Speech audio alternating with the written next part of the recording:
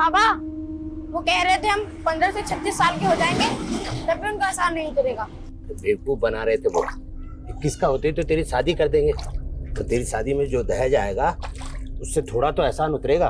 पर बाबा 21 में तो हमारी एमए भी पूरी नहीं होगी। तुमसे किसने कहा कि शादी करने के लिए एमए करना पड़ता है? पर बाबा भी तो हमें बहुत पढ़ना है। हमारा सपना है कि हम डॉक्टर बने। कर लिया ना कपड़ा खराब। सपना गरीब की किस्मत में भी दाग लगा देता है। सपनों का स्वाद छोड़ और सच्चाई की कड़वाहट पी, यही अमृत है।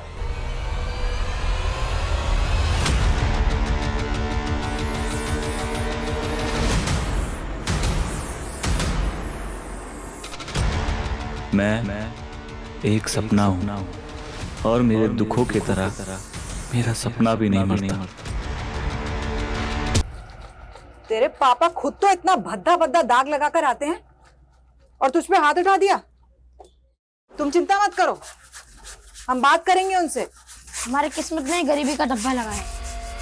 36 में तो बूढ़े हो जाएंगे, फिर भी ये गरीबी हमारा पीछे नहीं छोड़ेगी। पगला गए हो का तुम? ये क्या बोले जा रहे हो? अम्मा, हमको लगता है हमारा और चेतन का 36 का आंकड़ा शायद इसे भी सता रहा है। चेतन कौन? वही चेतन जो हमको स्कूल के बाहर छेड़ा करता था और जिसकी वजह से बाबा ने हमको स्कूल से निकलवा दिया।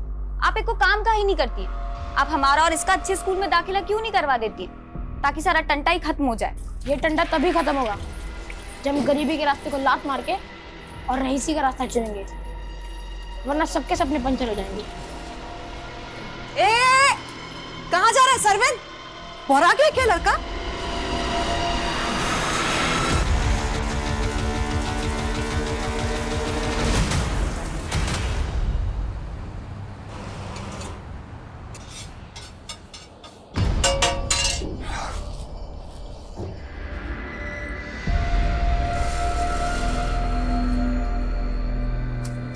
और मेरा ऑफर भूल गया क्या? क्यों खींचती रहती हो रोज रोज? ये हेल्प करना चाहती अरे हूँ। नहीं चाहिए तुम्हारी हेल्प। एटीट्यूड देख रहे हो ना लड़के का? लेकिन तू क्यों इसमें इतना इंटरेस्ट ले रही है? ओहो, बच्चे से भी जेलसी। तुम मत हो यार। चल। तुम स्कूल जाने का बोल के ये करते हो?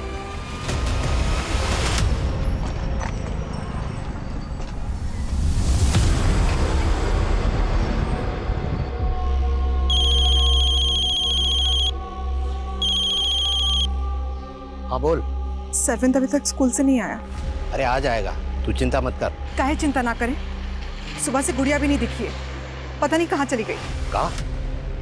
तू घबरा मत, वही कहीं होगी। तू उसे ढूंढ, हम आते हैं।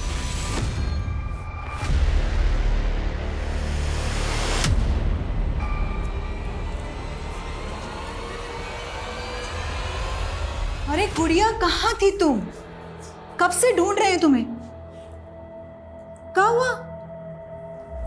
क्या हुआ बेटा? और सरविंद कहाँ है? आया नहीं स्कूल से अभी तक? कहाँ है? कहाँ हुआ? अम्मा, सरविंद महीनों से स्कूल नहीं गया है। महीनों से स्कूल नहीं गया? अरे सुबह तो गया था ना स्कूल तैयार होकर के। अम्मा, सरविंद बड़ा हो गया है, हमारा गरीबी मिटाने के लिए मजदूरी करने लग गया है। मजदूरी करने लग गया? कहाँ बोल रही है? क्या हुआ? सरविंद कहाँ है? वही तो हम पूछ रहे हैं। कह रही है स्कूल छोड़ करके मजदूरी करने लग गया है। कौन बोले तुमको? हम खुद देखे हैं अपनी आंखों से। कहाँ देखी? बोलती क्यों नहीं? सरविंद कहाँ है?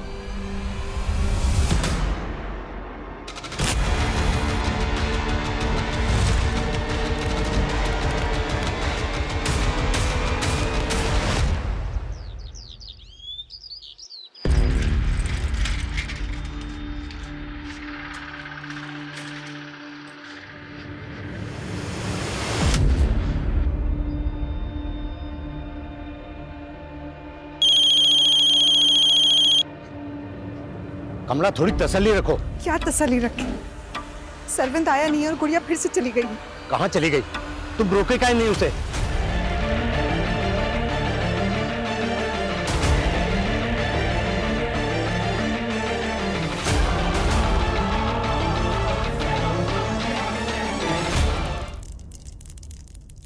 चाय क्यों नहीं दी है तूने मुझे? थी अभी तक?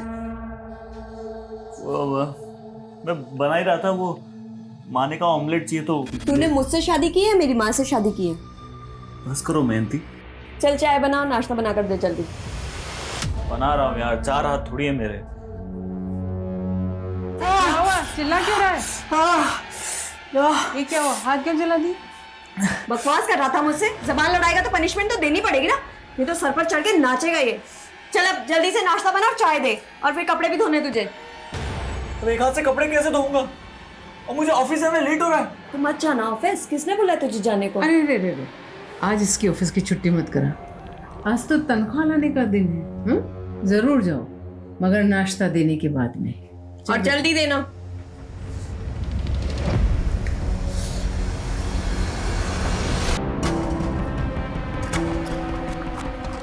हटो। आइए सर, एक रागिर ने इस लड़की की लाश देखी और हमें कॉल किया। सर इसके पैर में कील गड़ी हुई है और खरोंचे के निशान भी है।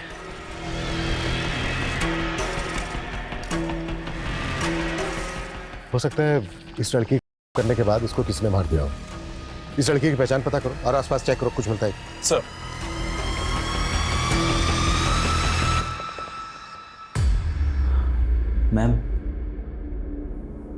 मैम वो सैलरी इस महीने की हाफ मिली है। कभी टाइम पे आते हो तुम? मैम मैंने आपको बताया कि मेरी वाइफ की तबीयत खराब है, तो घर का काम भी सारा मुझे ही करना पड़ता है। तो मेड रख लो। तुम्हारा रोज रोज लेट आना ना मुझे बिल्कुल एक्सेप्टेड नहीं है। मैम वाइफ के इलाज में ऑलरेडी इतना खर्चा हो गया है, अभी मेड कैसे मैनेज करूं?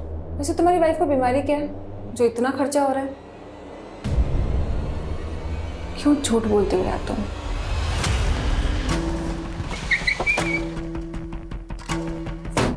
सर, समतानगर थाने में गुड़िया नाम की एक लड़की और उसके भाई सरविन की मिसिंग कंप्लेंट दर्ज हुई है। ये गुड़िया वही लड़की है जिसकी लाश हमें मिली। और गुड़िया का भाई सरविन? सर वो अभी तक लापता है। मैंने उनके पेरेंट्स को शिनाख्त के लिए बुलवा लिया। पानी पीजिए। साहब हम उनको बोलने दो। बोलिए, आप बोलिए। हम भी वही बोलेंगे जो ये बोलेगी। बच्चे सिर्फ इसी के नहीं थे, हमारे भी थे, और हमने कोई पाप नहीं किया ऐसा। एक बार हमारी लाचारी सुनी। कैसी लाचारी? साहब हमने मुकुंद से 5 लाख रुपए कर्जा लेकर पंजर की दुकान डाले थे, पर ब्याज भी नहीं चुका पा रहे थे। उस कमीने ने हमारे बेटे को फ्री में नौकरी पर रख लिया और उसे हमेशा धमकाता था कि 36 साल तक नौकरी करेगा तब जाकर हमारा कर्जा माफ होगा। तुम्हारे कहने का मतलब यह है कि उस मुकुंद ने तुम्हारे बेटे सरविन को गायब किया और उसी ने तुम्हारी बेटी गुड़िया का मर्डर कर दिया? जी साहब।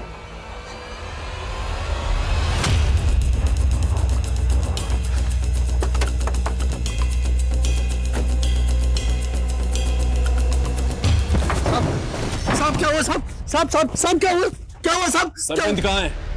साहब उसको तो 4 दिन पहले उसकी बहन आकर लेकर चली गई थी। अब हम सच बोल रहे हैं, उस दिन के बाद सरविंद यहाँ पर काम पर नहीं आया। वो एक गरीब बच्चा था जिसको तूने बंधुआ मजदूर बना के रखा था ना? नहीं साहब, ऐसा बिल्कुल भी नहीं है। और हम जानते थे कि वो मनोज आपसे ऐसी कहानी कहेगा। उसने तो कहा था कि 4 लाख रुपए में हमेशा के लिए उसको बंधुआ रख ले, लेकिन साहब हम हर रोज उसको खर्चा देते थे, तनख्वाह देते थे उसको। साहब वो मनोज बहुत कमीना आदमी है, उसकी बातों में मत आइए। हम सच कह रहे हैं आपसे। कमीना तू है या वो है? थाने चल के देखते हैं। साहब हम सच बोल रहे हैं साहब। तुम्हारा बेटा सरविंद 12 तारीख को गायब हुआ था और समतानगर पुलिस स्टेशन में तुमने सरविंद और गुड़िया के गायब होने की 14 तारीख को रिपोर्ट करवाई थी। साहब मेरा बेटा और बेटी दोनों लापता है साहब। हाँ, आप घबराइए मत, आराम से पूरी बात बताइए। तो 2 दिन तक क्या कर रहे थे? मर्डर होने का वेट कर रहे थे? साहब ऐसा मत बोलिए। दरअसल बात यह है कि सरविंद 12 तारीख को गायब जरूर हुआ था, लेकिन खोया नहीं था। खोया नहीं था तो फिर कहाँ था? वो गुड़िया जानती थी, लेकिन उसने कुछ बताया नहीं। नहीं बताएंगे, अगर बता देंगे तो फिर से आप उसे नौकरी पर लगा देंगे। तो तुम कह रहे हो कि 12 तारीख को वाकई में मुकुंद की स्टॉल से गुड़िया अपने भाई सरविंद को ले गई, लेकिन कहाँ लेकर गई ये नहीं बताया उसने? जी साहब, और फिर वो भी गायब हो गई। हमें लगा कि वो सरविंद को वापस लेकर आएगी, पर हमें नहीं पता था कि उसका लाश हमें मिलेगा। फिलहाल आप चाहिए, जरूरत पड़ी तो हम दोबारा बात करेंगे।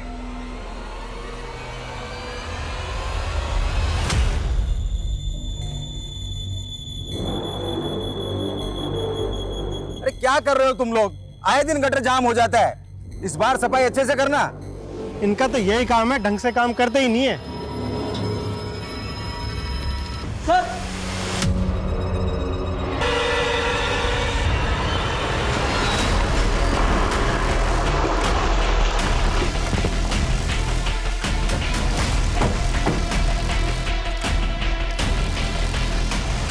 आप लोग हटिए, सामने से हटिए।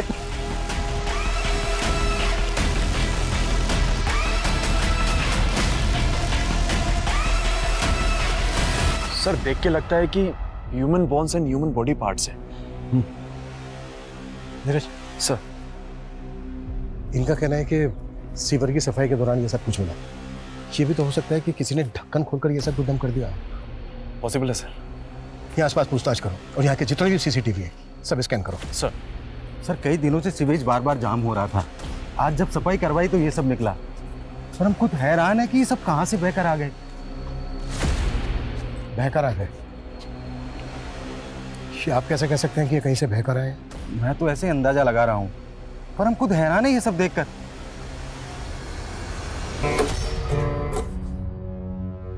क्या रात भर में टन करता रहता है, थकता नहीं है क्या? वो मैं बस आ रहा था। मैं भाग कहाँ रहा है? हाथ छोड़िए। चुप, पहली बार थोड़ी ना कर रही है। बता क्या हो रहा है यहाँ पर? हाँ? उसे छोड़, आप जाइए यहाँ से, बाद में बात करती हूँ आपसे मैं। और तू, मैं गलत सोच रही हूँ, मैं गलत सोच रही हूँ। बात सुन ले मेरी, कान खोलकर। आज के बाद अगर उस बुढ़िया के पास भी गया ना, जान से मार दूंगी तुझे।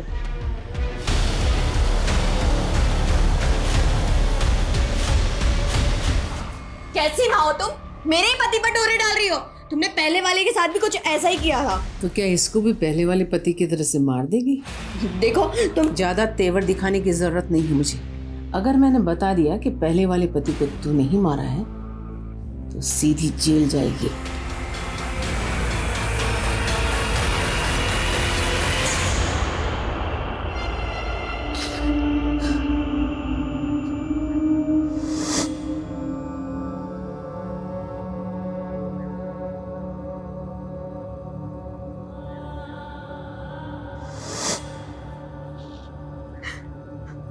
मत छुओ हमको। कमला, माना कि हमसे गलती हुआ, पर हम भी बच्चों को उतना ही प्यार करते हैं जितना कि तुम।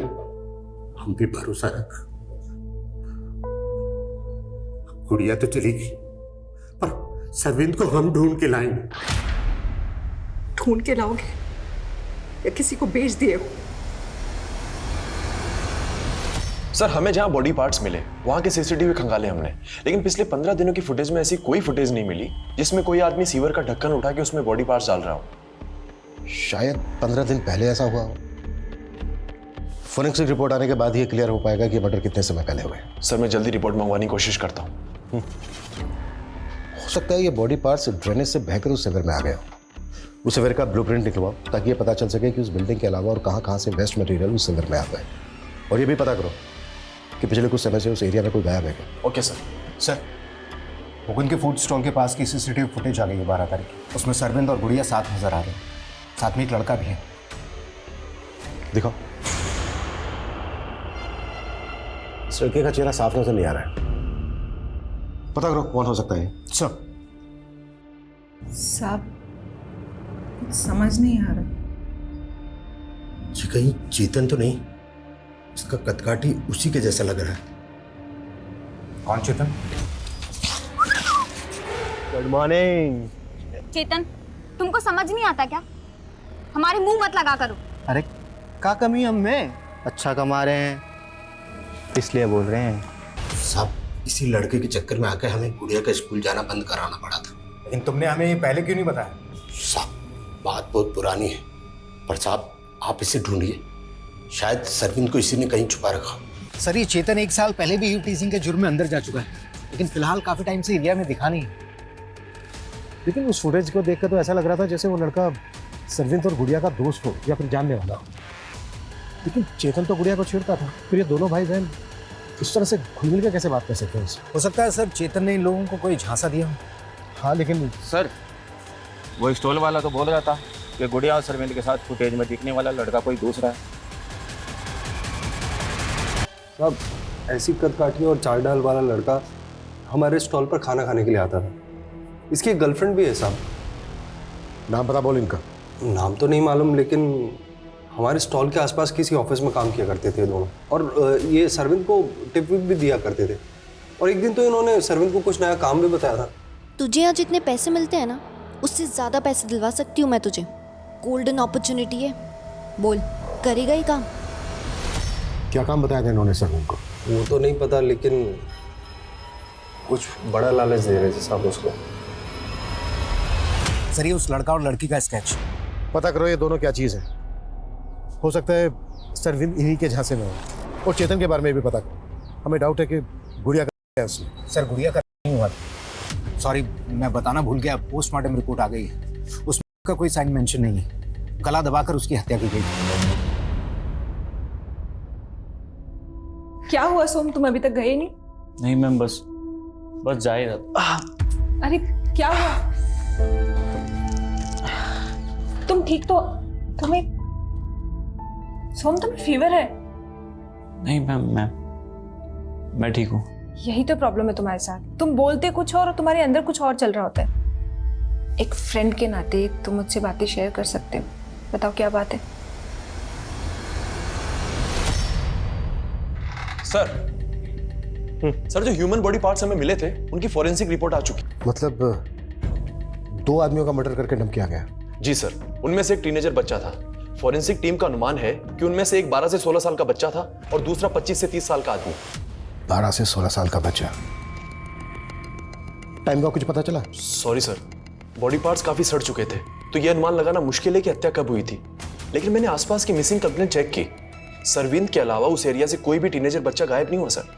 अगर इनमें से एक टीनेजर बच्चे के बॉडी पार्ट थे तो हो सकता है वो सरविंद हो सकता है सर, क्योंकि उसकी बहन गुड़िया की लाश। और हम ये मानकर चल रहे हैं कि गुड़िया उस एरिया में अपने भाई सरविंद की तलाश में गई होगी। नीरज। जी सर। जिस एरिया से हमें बॉडी पार्ट मिले थे उस एरिया में सभी लोगों से पूछताछ करो कि किसी ने इन दोनों भाई बहन को वहां पर देखा था क्या। सर। इस बच्चे को देखा है कभी यहाँ सोसाइटी में या सोसाइटी के आसपास? नहीं सर। आप में से किसी ने? नहीं सर। नहीं जी। अच्छा, इस बच्चे के अलावा एक 25 से 30 साल के आदमी का भी मर्डर हुआ है। आपकी नज़र में कोई ऐसा आदमी है जो काफ़ी समय से गायब हो? सर एक कुणाल नाम का आदमी रहता था हमारी सोसाइटी में, वो काफ़ी टाइम से गायब है। कहाँ रहता था वो? सर उसका फ्लैट नंबर G901 है, वहाँ वो अपनी पत्नी के साथ रहता था। और सर शुरू से ही हमें उस औरत पे शक था। उसका आए दिन कुणाल से झगड़े होते रहते थे, और जब से कुणाल गायब हुआ है उसके यहाँ नए नए लड़के आ रहे हैं।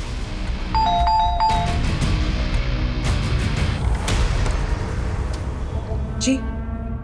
मैं इंस्पेक्टर अभिमन्यु चिंतल। अंदर आ सकते हैं हम लोग? क्यों? बात करनी है आपसे कुछ।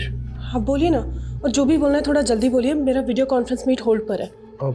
दरअसल हमें आपके पति कुणाल के बारे में आपसे कुछ बात करनी है।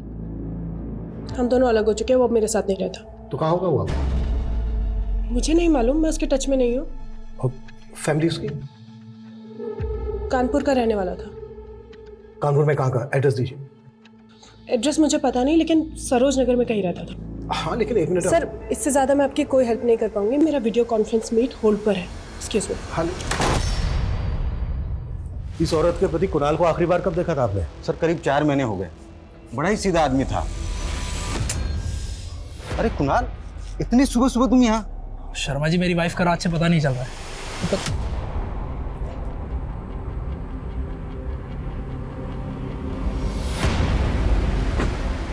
अच्छा, तुम कुणाल का नंबर तो होगा आपके पास? जी सर, लेकिन वो तो अभी बंद है। ठीक है, वो नंबर दीजिए आप हमें। नंबर ले लो उनसे। ठीक है सर, मुझे वो औरत सही नहीं लगती, उसके घर का सर्च वारंट निकालें। ठीक है। इस सीवर का ब्लूप्रिंट चेक किया मैंने। ये पास में जो मुक्ता कॉलोनी है वहाँ की ड्रेनेज भी इसी में आती है। वहाँ भी पता करो कि सरविन को वहाँ पर किसने देखा है क्या, या कोई ऐसा जो गायब हो काफ़ी समय से। Okay sir. और सर मैंने सरविन के पेरेंट्स का डीएनए करवाने को बोल दिया। अच्छा, मुकुंद ने जिन लड़का लड़की की बात की थी उनके बारे में कुछ पता चला? सर एरिया के ऑफिसर्स में इंक्वायरी कर रहे हैं, लेकिन अब तक उनकी कोई अपडेट नहीं है, ना ही चेतन की।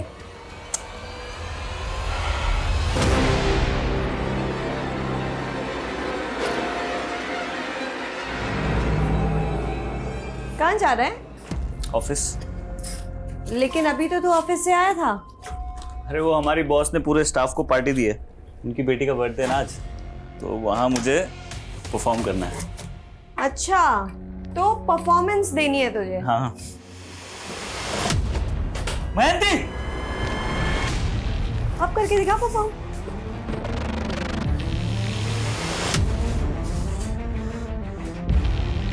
तुम मुझे हर्ट करती हुई चलता है।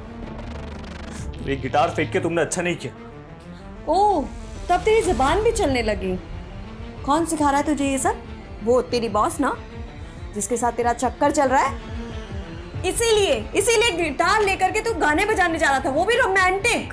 मैं उसकी बेटी के बर्थडे में जा रहा हूँ और तुम मुझे रोक नहीं सकती। हिम्मत है तो जाके दिखा। क्या? आंखें नीचे। तेरी ये हिम्मत, तू मेरी बेटी को मारेगा? मेरी बेटी को मारेगा? सर मैंने दीक्षा के पति के सीडीआर निकाला, उसका फोन 4 महीने से बंद है। अब तक हम ये मानकर चल रहे थे कि वो जो 25 से 30 साल के आदमी के बॉडी पार्ट्स मिले हैं वो दीक्षा के पति कुणाल के होंगे, लेकिन कुणाल तो पिछले 4 महीने से गायब है। कुणाल के एड्रेस का पता चला?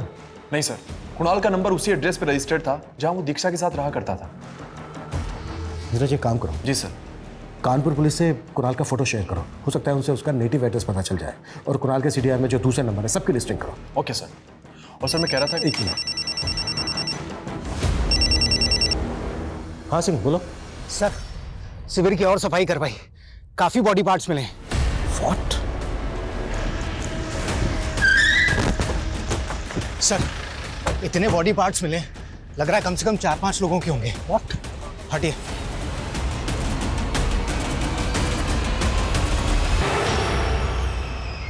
ये तो बहुत बड़ा कांड निकला।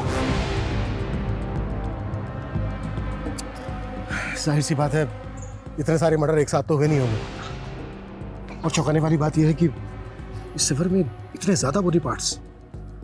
इस केस का पैमाना तो हमारी सोच से भी बड़ा निकला। सिंह, हमें इस केस में तेजी दिखानी होगी, नहीं तो मीडिया हमारे ऊपर हावी हो जाएगा। इस सोसाइटी का एक एक फ्लैट चेक करो, एक एक आदमी से पूछताछ करो। Act fast sir.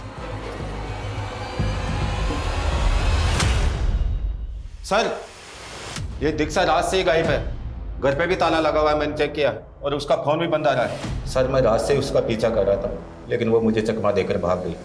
वो रात से गायब है, और ये बात तो मुझसे अब बता रहे हो? पता करो कहाँ जा सकती है वो। जी सर। अनिल ताला तोड़ो।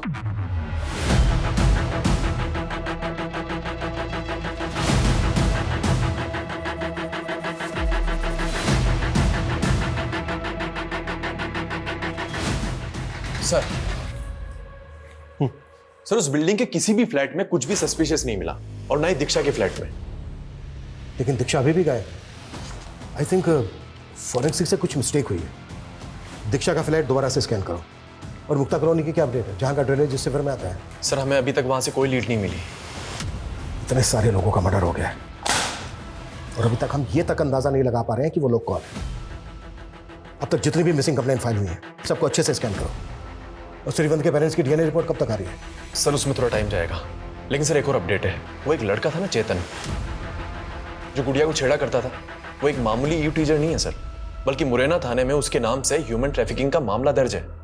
Human trafficking? जी सर। वो मुरैना के यंग लड़के लड़कियों को फंसाता था, नौकरी का झांसा देकर शहर ले जाता था, और वो लोग आज तक लापता हैं। मतलब इस चेतन को अब तक हम हल्के में ले रहे थे? पॉसिबल है जो लोग गायब हुए हैं ये उन्हीं के बॉडी पार्ट्स हैं। नीरज, उन सभी विक्टिम्स की फैमिली से मिलो और इस चेतन को ढूंढने में तेजी दिखाओ। Act fast sir.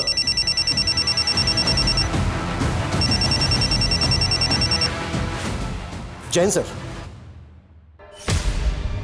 Sir sir I know media का बहुत प्रेशर है, पर ट्रस्ट मी सर, हम पूरी कोशिश कर रहे हैं, हम कोई कसर नहीं छोड़ेंगे। सो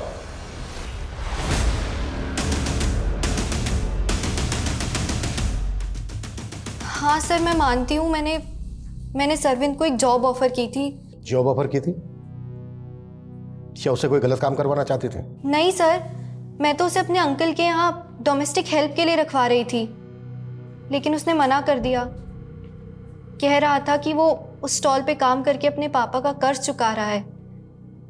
मुझे बहुत हमदर्दी होती थी सर उससे। हमदर्दी? तो फिर तुम्हारा बॉयफ्रेंड उसको और उसकी बहन को लेकर कहाँ गया?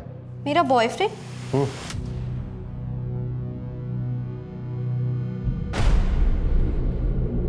सर इसमें इसका चेहरा तो नहीं दिख रहा है, लेकिन बॉडी लैंग्वेज से ये जय लग रहा है। जय कहाँ है इस वक्त? सर बहुत दिनों से मैं उसके टच में नहीं हूँ, पर हमारा ब्रेकअप हो गया है। क्यों? सर उसने मुझे चीट किया था, वो गे था और अब अचानक से कहीं गायब हो गया है। कहाँ गायब हो गया? सर वो मुझे मालूम नहीं। वो हरिनगर पीजी में रहता था, पर वहां भी कई दिनों से गया नहीं है। देखो अगर कुछ। सर दीक्षा की एक टिप मिली है, होटल रॉयल सेलिब्रेशन में छिपी हुई है वो।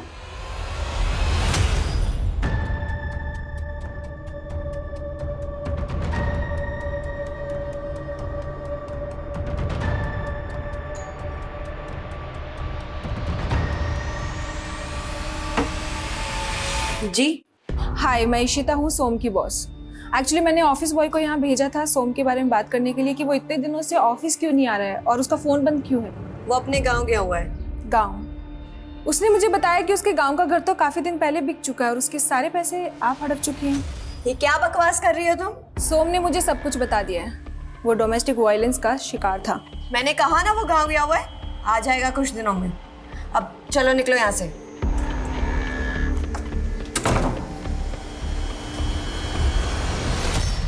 मैं कुछ दिन के लिए बाहर चली गई, इसका मतलब ये नहीं कि आप इधर उधर के सारे इल्जाम मेरे सर पर मर देंगे। कोई सबूत है आपके पास? हमने तुम्हारी आंखों में क्रिमिनल उसी दिन देख लिया था जिस दिन तुमने हमें अपने घर के अंदर नहीं आने दिया था।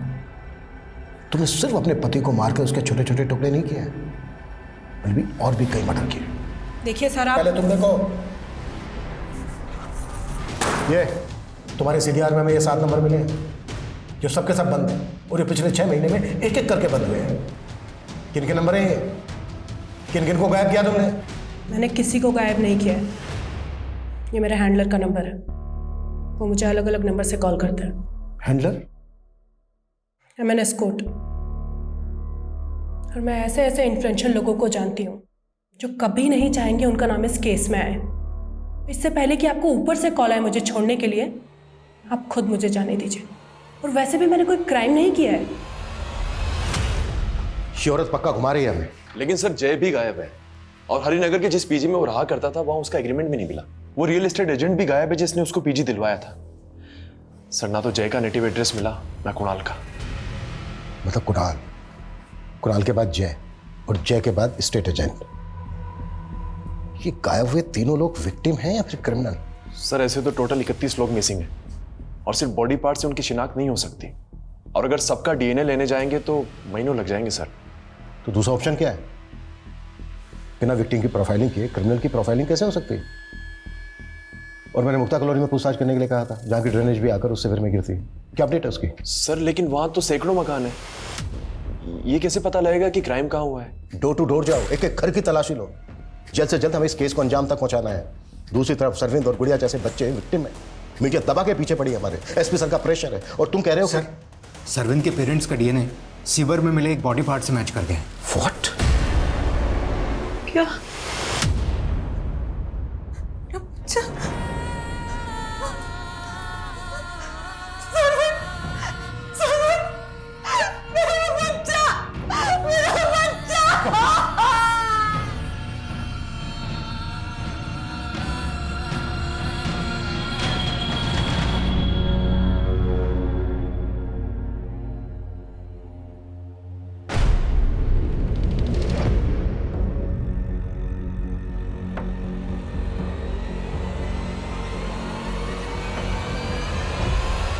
आसपास के जितने भी घर हैं सब में पूछताछ करो, ठीक है?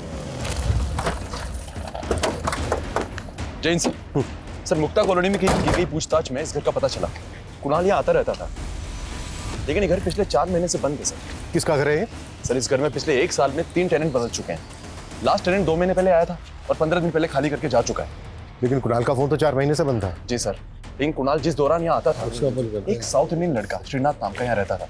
उसका नंबर कुणाल के CDR में ही मिला है सर। और ये भूषण जी, भूषण जी ये इस घर के ओनर है सर। इन्होंने घर किराए पे दिया था। रेंट एग्रीमेंट बनाया था? हाँ जी सर, ये रहा। श्रीनाथ कहाँ है?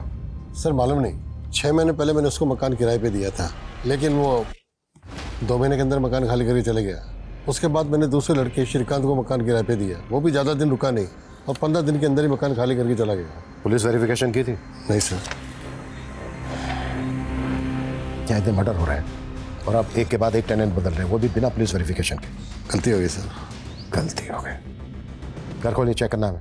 आई सर। सर सर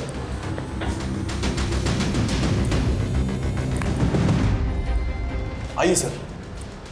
सर यहाँ और यहाँ।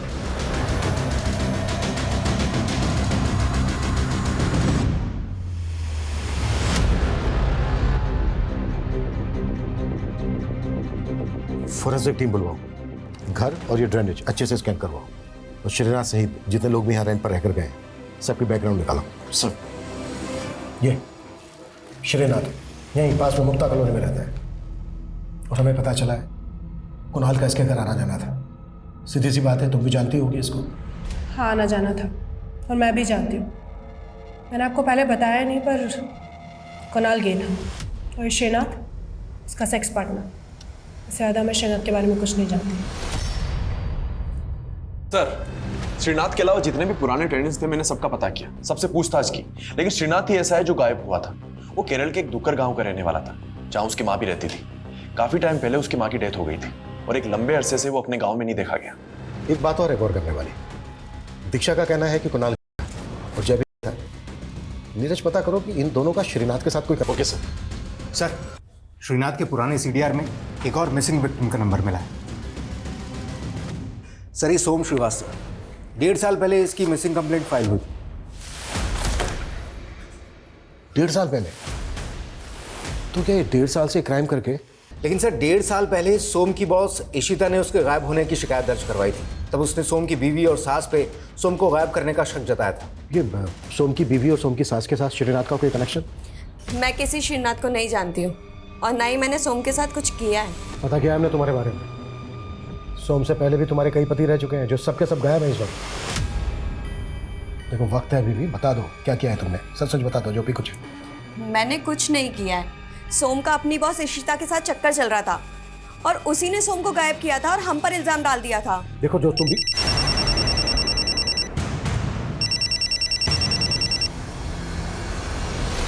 हाँ नीरज बोलो। सर उस रियल एस्टेट एजेंट का पता लग गया है जिसने जय को हरिनगर में PG दिलवाया। उसका कहना है कि उसने जय के एक दोस्त को सरिता विहार में एक घर किराए पे दिलवाया था। किस दोस्त को?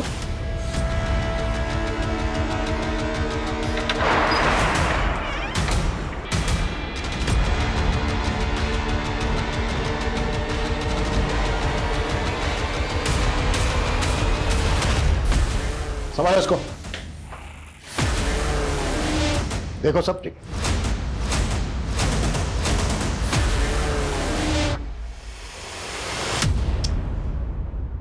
मैं सालों से अपने अरमानों में झुलसा हुआ रहा,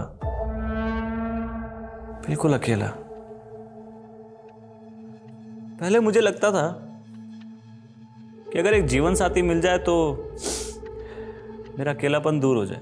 इसीलिए 2.5 साल पहले मैं मैट्रिमोनियल साइट पे मयंती से मिला, लेकिन उसे पति नहीं, उसके इशारों पे नाचने वाला जोकर चाहिए था। मैं जोकर दिखता हूं क्या आपको? अगर नपुंसक हुआ तो क्या हुआ?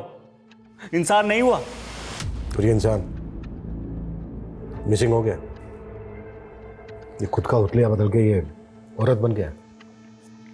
और कितने गुनाह किए तूने इतने समय में? नहीं नहीं नहीं, गुनाह नहीं, पनाह। मैंने खुद को पनाह दी, सबसे दूर अकेले होकर। फिर 1.5 साल पहले मुझे एक दोस्त मिला, श्रीनाथ। अकेला था बिल्कुल मेरी तरह, कोई लड़की नहीं मिली उसे तो मैं लड़की बन गया उसके लिए। कुछ ही दिनों में मुझे छोड़ के चला गया। श्रीनाथ तो 4 महीने पहले तक मुक्ता कॉलोनी में वो दूसरा चैप्टर है सर।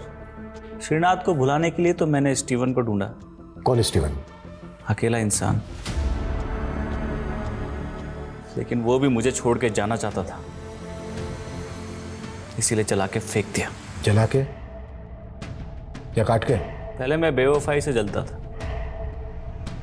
इसीलिए बेवफा लोगों को जला देता था। लेकिन अपना पुराना घर छोड़ के नए घर में आने के बाद जलाने का ऑप्शन नहीं था, इसीलिए मैंने कुणाल को उससे छीन लिया। एक दिन अपने घर बुलाया, फिर मैं श्रीनाथ पे अकेला हो गया और मैं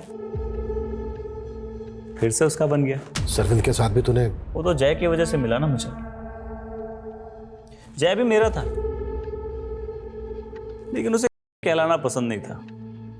सबके सामने मर्द बन के रहना चाहता था, इसलिए गर्लफ्रेंड पटा ली और मैं जेलस हो गया। फिर वो बच्चा दिखा, बड़ा प्यारा लगा, और जय एक दिन खुद उसे मेरे पास ले आया। ये मेरे दोस्त है, मुझे तुम्हारी एक हेल्प चाहिए। बोला शर्विंद की बहन उसे बाल मजदूरी करने से बचाना चाहती, अगर उसे वो वापस घर ले गई तो उसके पापा उसे वापस बाल मजदूरी पे लगा देंगे। मुझसे रिक्वेस्ट की कि मैं उसे अपने पास रख लूँ। जय को क्यों मारा? उसे शक हो गया था, मेरा हर दोस्त मुझे छोड़ के चला जाता है, तो मुझे भी तो कोई दोस्त चाहिए ना, जो मेरा अकेलापन दूर करे, मेरा दुख बांटे, मेरे साथ बात करे। तन्हा और अकेले इंसान के जज्बात अक्सर उसे आगे बढ़ने से रोकते हैं और वो समझने के लिए तैयार ही नहीं हो पाता कि मूव ऑन की पॉलिसी ही जिंदगी की सबसे सफल कुंजी है। लेकिन जब आंसू अंदर ही ठहर जाते हैं तो ये भी एक रुके हुए पानी की तरह सड़ने लगते हैं। फिर दुख भी दरिंदगी का रूप ले सकता है, जैसा कि इस केस में हुआ। लेकिन ये विक्टिम्स भी सोम की तरह अपने परिवार से नाउम्मीद होकर अपनी तन्हाई को बांटने वाला एक साथी ढूंढ रहे थे। इसलिए बेहद जरूरी है कि हम अपने अपनों से इतने दूर भी ना हो जाए कि उनकी जिंदगी में कोई अपराधी जगह ले ले। इसी विचार के साथ अब मैं रेणुका शाहने आपसे विदा लेती हूँ। देखते रहिए क्राइम पेट्रोल सतर्क। जय हिंद।